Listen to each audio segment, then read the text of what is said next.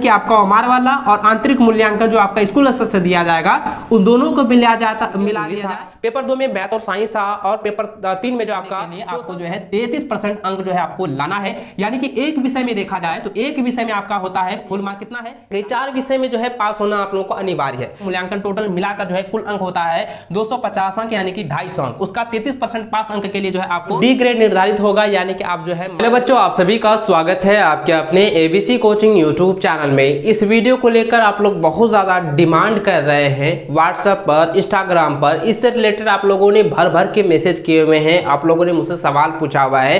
देखिए बच्चों, कहीं ना कहीं जो है आपके मन में डाउट होगा, कहीं ना कहीं आपके मन में सवाल पनप रहा होगा कि सर इस बार जो है क्लास 9 का पासिंग मार्क्स क्या होने वाला है। यानी कि क्लास 9 में पास होने के लिए कितने अंक होने चाहिए, रिजल्ट किस प्रकार से तैयार होने वाला है, अंक में रिजल्ट होता है तो किस प्रकार से बनने वाला है, ग्रेडिंग में रिजल्ट रहेगा तो किस प्रकार से होने वाला है, इस वीडियो में आपको बताने वाला हूं। साथ ही बच्चों, आप लोगों का जो है लगातार जो है कमेंट में आप लोग जो है कमेंट बॉक्स में भर भर के ये कमेंट किए हुए हैं, आप मुझसे सवाल पूछे हुए हैं कि सर किसी एक सब्जेक्ट में जो है ना मेरा 10 अंक आया है, किसी में जो है 9 अंक आया है, किसी में 15 आया है, किसी में 12 आया है, किसी में 17 आया है, तो क्या मैं पास हूं या फेल हूं। तो इस वीडियो में आपको A to Z बताऊंगा, समझाऊंगा। तो सभी छात्र जो है अंत तक बने रहिएगा। यह वीडियो आप सभी के लिए अंत तक देखना बहुत ही ज्यादा जरूरी है। इस वीडियो को बिना स्किप करते हुए शुरू से लेकर आप लोगों को अंत तक जरूर देखना है।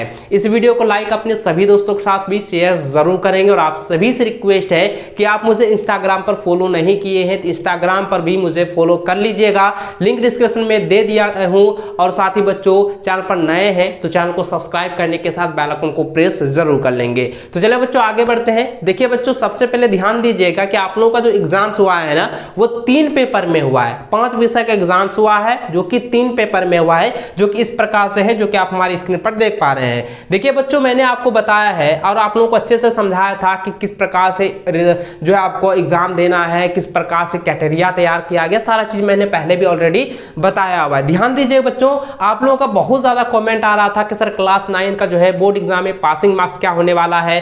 देखिए पेपर 1 में जो आपका एग्जाम हुआ ना, ध्यान दीजिए 3 पेपर में आपका एग्जाम हुआ है, 3 पेपर का एग्जाम हुआ है 5 गो विषय का। ध्यान दीजिए, तो पेपर 1 में जो है था आपका हिंदी और इंग्लिश था, पेपर 2 में मैथ और साइंस था, और पेपर 3 में जो आपका सोशल साइंस यानी कि सामाजिक विज्ञान का आपका एग्जाम हुआ है। इन 5 विषय का आपका एग्जाम हुआ है। और आप लोगों ने एडिशनल सब्जेक्ट तो रखा ही होगा, किसी ने संस्कृत रखा है, किसी ने कंप्यूटर साइंस, किसी ने IT मीडिया। आप लोगों ने इन सभी विषय का जो है आप लोग एडिशनल सब्जेक्ट का एग्जाम तो आप लोगों का नहीं हुआ और एडिशनल सब्जेक्ट का एग्जाम होता भी नहीं है। एडिशनल सब्जेक्ट का एग्जाम जो है ना वो मैट्रिक और इंटरमीडिएट में होता है। 9th में एडिशनल सब्जेक्ट का एग्जाम नहीं होता है। आप लोगों का इस पर भी सवाल आप लोगों का बहुत सारा मैंने देखा हुआ है। ठीक है, चलिए बच्चों आगे मैं बताता हूं। देखिए ध्यान दीजिए, जैक ने एक प्रावधान दिया है, उन्होंने एक नियम जो है पारित किया था कि जो क्लास 9th वाले जो विद्यार्थी हैं उनके लिए ये 4 विषय में जो है पास होना आप लोगों को अनिवार्य है। तो किन 4 विषय में, बहुत सारे बच्चों का ये भी डाउट था, किन 4 विषय में। देखिए पेपर 1 में आपका जो है ना लैंग्वेज सब्जेक्ट था जो कि हिंदी और इंग्लिश था, इन दोनों में आपका पास होना तो अनिवार्य है। और मैथ साइंस में से किसी एक में आपको पास होना होगा और सोशल साइंस में आपको पास होना अनिवार्य है। अगर बच्चों मान के चलिए कि हम इंग्लिश में फेल हो गए या हिंदी में फेल हो गए, तब क्या होगा, तब ध्यान दीजिए, तब क्या होगा। अगर हिंदी में आप फेल हो रहे हैं, आप 2 अंक से या 3 अंक से फेल हो रहे हैं, तो जैक में जो कॉपी चेक करने वाले जो टीचर्स होते हैं ना, तो वो आपको वहां पे एक्स्ट्रा आप लोगों को अंक दिया जाएगा। जैसे कि मान के चलिए हिंदी में जो है जो पास अंक होने चाहिए उससे मेरा 2 अंक कम आ रहा है या 3 अंक कम आ रहा है, तो आपको जो है पास होने के लिए जो है वो अंक एक्स्ट्रा देंगे। ये जैक का प्रावधान है। ठीक है, चलिए आगे हम इस पर जो है मैं आपको अच्छे से समझाऊंगा, बताऊंगा। ध्यान दीजिए दोस्तों, सबसे पहले ध्यान दीजिएगा कि आपका जो ओमार पर जो एग्जाम हुआ है, जो आपके मुट्ठी में है, आपके हाथ में है, जो आप खुद से जो है लाओगे। देखिए आपका जो एग्जाम जो कैटेरिया है ना वो इस प्रकार से है कि आपका जो आपका ओमार पर एग्जाम होने वाला है या हुआ है, तो वो क्या है कि आपका 40 अंक का फुल मार्क आपका प्रत्येक विषय में 40 अंक तक का था। और इंटरनल असेसमेंट आपका प्रत्येक विषय में जो है 10 अंक का था। यानी कि आप कह सकते हैं कि स्कूल के हाथ में जो है आपका टोटल जो है 50 अंक है। प्रत्येक 5 विषय का जो है 50 होता है, जो कि 50 अंक का जो है स्कूल स्तर से स्कूल स्तर से आप लोगों को दिया जाएगा। स्कूल के हाथ में 50 अंक है और टोटल आप देख सकते हैं कि 5 विषय है, तो 5 विषय का प्रत्येक फुल मार्क कितना है, प्रत्येक सब्जेक्ट का 40-40 जो कि ओमार पर आपका एग्जाम हुआ है, और ये पांचों विषय का टोटल जो होता है 200। तो 200 अंक जो आपके मुट्ठी में है, 200 में से कितना अंक आपका होना चाहिए जो कि आप पास कहलाओगे, यानी कि पास हो जाओगे, और कितना अंक आप लोगों को लाना है। मुझे आप लोग ये भी कमेंट करके जरूर बताइएगा बच्चों कि आपको कितना उम्मीद लग रहा है कि आप जो है उतना अंक लाओगे, उतने से आप लोग जो है पास हो पाओगे, या आपको कितना ये अंदाजा है कि आपके अंदर ये क्षमता है कि हम जो है इतना अंक ले आएंगे। मुझे प्यारा सा कमेंट करके जरूर बताइएगा। देखिए बच्चों ध्यान दीजिएगा कि आपका जो ओमार पर एग्जाम्स हुआ है 5 विषय का, जो कि 3 पेपर के रूप में हुआ है, तो 5 विषयों को मिला दिया जाए तो 200 अंक जो कि आपकी मुट्ठी में है, और इंटरनल असेसमेंट जो स्कूल स्तर से दिया जाएगा तो ये आप छोड़ दीजिए, क्योंकि ये तो आपके स्कूल के हाथ में, जो कि आपका ये जो है ना जैक को जो भेजने का काम है वो जारी है, जो कि लास्ट जो है 13 मई तक जो है इसको भेजा जाएगा। उसके बाद जो है आपके रिजल्ट में इसको जो है जोड़ दिया जाएगा। अभी इस पर ही पूरा फोकस करेंगे कि जो आपका ओमार पर आपका जो एग्जाम्स हुआ है, जो फुल मार्क आपके 40-40 है, उसमें आपको जो है पास होने के लिए कितने अंक होने चाहिए, 200 जो आपका टोटल अंक है जो ओमार पर हुआ है, तो उसमें भी आपको कितने अंक होने चाहिए पास के लिए। सबसे पहले दोस्तों मैं आपको बता दूं कि जनरली आप सभी को पता होगा, आपके भाई बहन, छोटे भाई बहन, बड़े भाई बहन जितने भी है ना आपके फ्रेंड सर्कल, सभी को पता होगा कि जनरली क्या होता है कि पास होने के लिए ना एक विषय में आपका 33% अंक होना चाहिए। फुल मार्क अगर लाते हैं 5 विषय में से, तो 5 विषय में से आपका टोटल जो है 33% आप लोगों का पास अंक होने चाहिए। तो कितने अंक होने चाहिए ध्यान दीजिए दोस्तों। जनरली आप लोगों को पता है कि पास होने के लिए आपको जो है 33% अंक जो है आपको लाना है, यानी कि एक विषय में देखा जाए तो एक विषय में आपका होता है फुल मार्क कितना है, 40 है, उसका अगर 33% निकाले तो होता है 13.20 अंक, यानी कि आपको जो है, यानी कि मिनिमम आपको जो है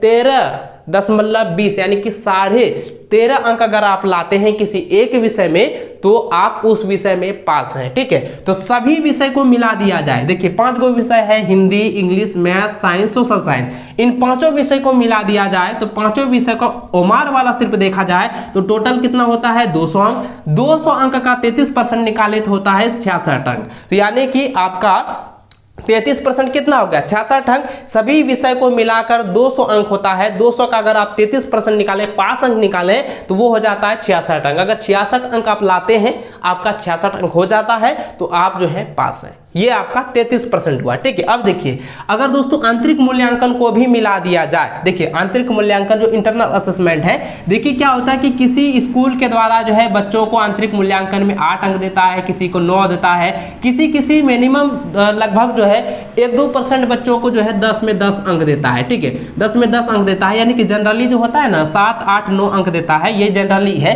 ये सभी स्कूल जो है आप लोगों को देगा। ये 13 मई तक जो है जैक को भेज दिया जाएगा। अब यहाँ टोटल मिला दिया जाए तो हो जाता है 50 अंक 5 विषय का। अब इसे मिला दिया जाए, यानी कि आपका ओमार वाला और आंतरिक मूल्यांकन जो आपका स्कूल स्तर से दिया जाएगा, उस दोनों को मिला दिया जाए तो ये कितना होता है 250 अंक, यानी कि 250 अंक। ठीक है, अब 250 अंक का 33% निकालते हैं तो निकलता है 82.5, यानी कि 82.5 अंक लाते हैं तो आप जो है पास है। 82.5 अंक आप ला लेते हैं तो आप पास हो जाते हैं। ठीक है, चलिए बच्चों आगे मैं आपको बताता हूं कि अगर आपका जो रिजल्ट है ना वो ग्रेडिंग में रहेगा तो किस प्रकार से होगा, वो अंक में रहेगा तो वो किस प्रकार से रहेगा। साथ ही बच्चों आगे मैं इस यहाँ पे बता देता हूँ, ध्यान दीजिएगा कि अगर देखिए कई सारे बच्चों का ये भी कमेंट आ रहा था कि सर किसी एक विषय में मेरा जो है 8 अंक आया है, ठीक है, किसी विषय में मेरा जो है 9 अंक आया है, किसी में जो है मेरा 10 आया है, किसी में 12, किसी में 15, इस तरह से अंक आया है, तो क्या हम पास हैं या फेल है। तो दोस्तों आप ध्यान दीजिएगा, तो मैंने जिस तरीके से अभी बताया कि एक ही विषय में आपको कितना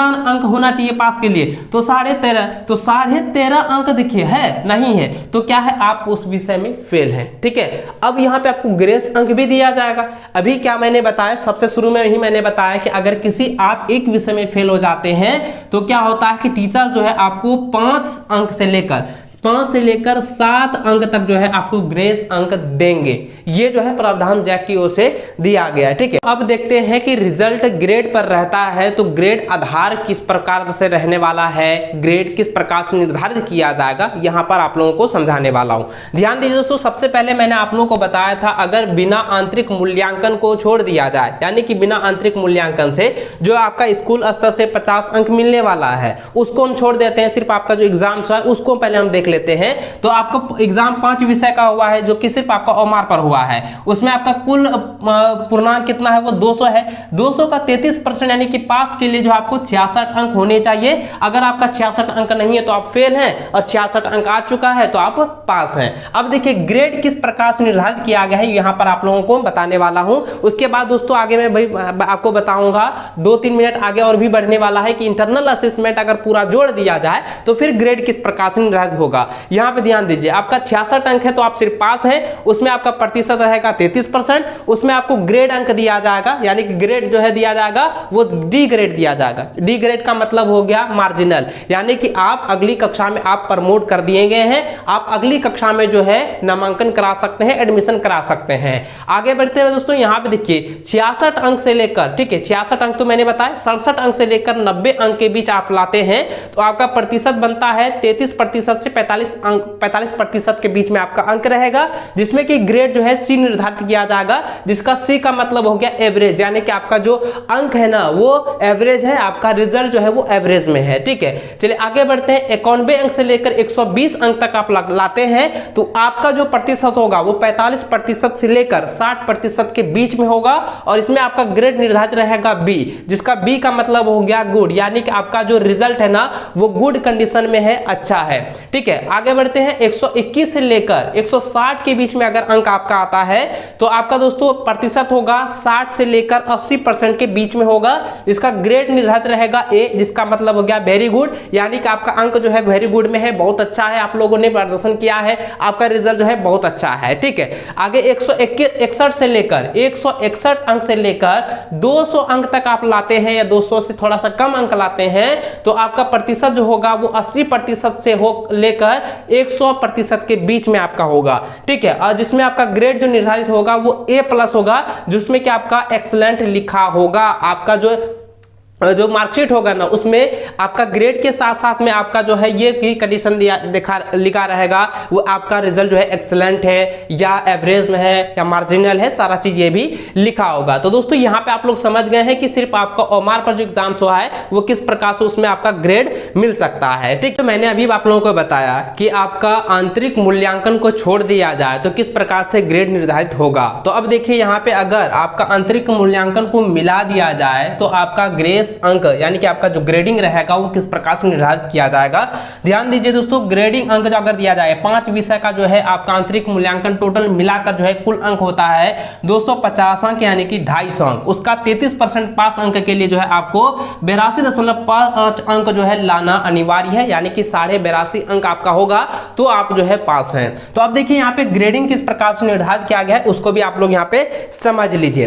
देखिए बच्चों, आपका आंतरिक मूल्यांकन को मिलाकर जो है पास के लिए यानी कि 33% के लिए जो आपको 82.5 अंक लाना आप लोगों के लिए अनिवार्य है, जो कि आपका 33% आप अंक लाते हैं तो आपका ग्रेड जो निर्धारित होगा वो डी ग्रेड निर्धारित होगा, यानी कि आप जो है मार्जिनल है, यानी कि आप जो है आप अगली कक्षा में प्रमोट हो गए हैं, आप अगली कक्षा में नामांकन करा सकते हैं।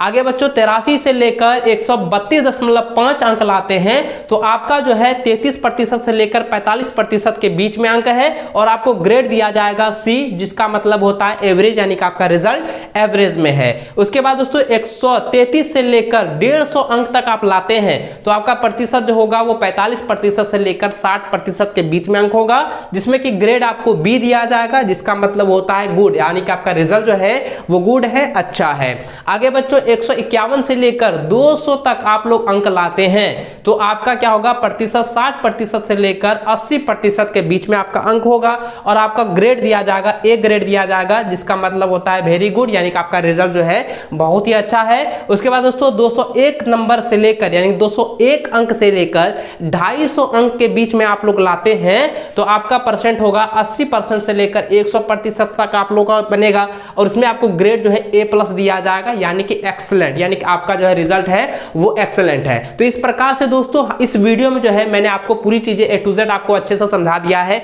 कि आपका पासिंग मार्क्स किस प्रकार से होने वाला है। अगर आपका जो है किसी एक विषय में जो है 8, 9, 10 किसी प्रकार से जो है कम अंक आया है तो उसमें भी किस प्रकार से ग्रेस अंक दिया जाएगा, कैसे आपको मिलेगा, रिजल्ट का आधार क्या होगा, रिजल्ट किस प्रकार से बनने वाला है, बिना आंतरिक मूल्यांकन का किस प्रकार से ग्रेड होगा, और आंतरिक मूल्यांकन को मिला देने पर ग्रेड किस प्रकार से निर्धारित किया जाएगा, A to Z इस वीडियो में आपको समझा दिया है। तो दोस्तों आपने अभी तक इस वीडियो को लाइक नहीं किए हैं तो वीडियो को फटाफट से लाइक अपने सभी दोस्तों के साथ शेयर जरूर कीजिएगा, और चैनल पर पहली बार आए हैं तो आप सभी से रिक्वेस्ट है चैनल को सब्सक्राइब करने के साथ बेल आइकन को आप लोग प्रेस जरूर कर लीजिएगा। मिलते हैं नेक्स्ट वीडियो में, तब तक जय हिंद, वंदे मातरम।